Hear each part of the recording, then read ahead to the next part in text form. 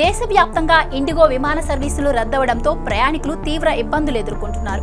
అసలు ఈ సమస్య ఎందుకు వచ్చింది? దీనికి సొల్యూషన్ ఏంటి? కేంద్ర ప్రభుత్వం 2 సంవత్సరాల క్రితం పైలట్లు సిబ్బంది ఆరోగ్యాన్ని దృష్టిలో పెట్టుకొని ఫ్లైట్ డ్యూటీ టైం లిమిటేషన్స్ అని చెప్పి ఒక కొత్త రూల్ ని తీసుకొచ్చింది.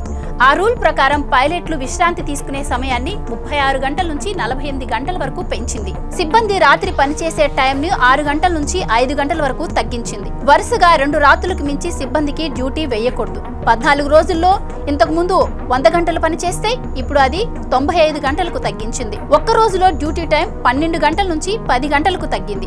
నైట్ డ్యూటీ టైం ముగించుకున్న తర్వాత 12 గంటలు రెస్ట్ ఉండాలి. అలాగే డ్యూటీకి వచ్చే ముందు 10 గంటలు రెస్ట్ ఉండాలి. ఈ రూల్స్ అన్నింటికీ కూడా కేంద్ర ప్రభుత్వం 2 సంవత్సరాలు సమయం ఇచ్చినా కూడా ఇండిగో ఇప్పటి వరకు సరైన అడ్జస్ట్మెంట్స్ చేసుకోలేకపోయిందట. అలాగే సాఫ్ట్వేర్ లో ప్రాబ్లం ఉంది, అన్ని విమాన సంస్థలు అలర్ట్ గా ఉండాలి అని చెప్పి ఎయిర్ బస్ కంపెనీ ముందే చెప్పినా కూడా దానికి సంబంధించి కూడా ఇండిగో నెగ్లిజెన్సీ చూపించిందని తెలుస్తోంది. ఏదేమైనా దీనిపైన వెంటనే కేంద్రం స్పందించాలి అని చెప్పి ఒక పక్క ప్రయాణికులు డిమాండ్ చేస్తున్నారు.